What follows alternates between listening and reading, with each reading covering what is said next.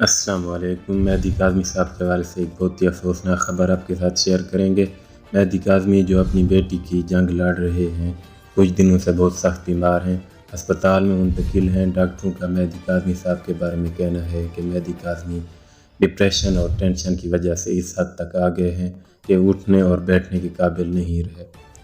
آپ سے گزارش ہے کہ ہمارے چینل کو سبسکرائب کر دیں اور بیل کے آئیکن کو پریس کر دیں۔ ناظرین، مہدی کاظمی جو کئی مہینوں سے اپنی بیٹی کی بازیابی کے لیے کوشاں ہیں، اب لگتا ہے ہمت ہار چکے ہیں، کیونکہ ٹینشن اور ڈپریشن کی وجہ سے مہدی کاظمی سخت علیل ہیں۔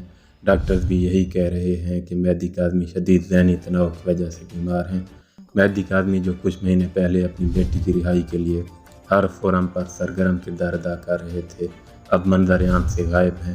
وجہ یہ ہے کہ کاظمی صاحب شدید بیمار ہیں اور ہسپتال میں منتقل ہیں۔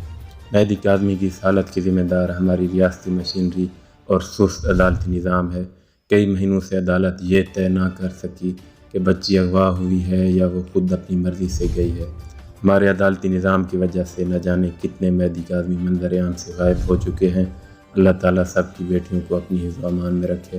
آپ سے ریکویسٹ ہے کہ ہمارے چینل کو سبسکرائب کر دیں اور بیل کے آئیکن کو پریس کر دیں۔ مزید اپڈیٹس کے لیے دیکھتے رہیے ریختہ نیوز چینل۔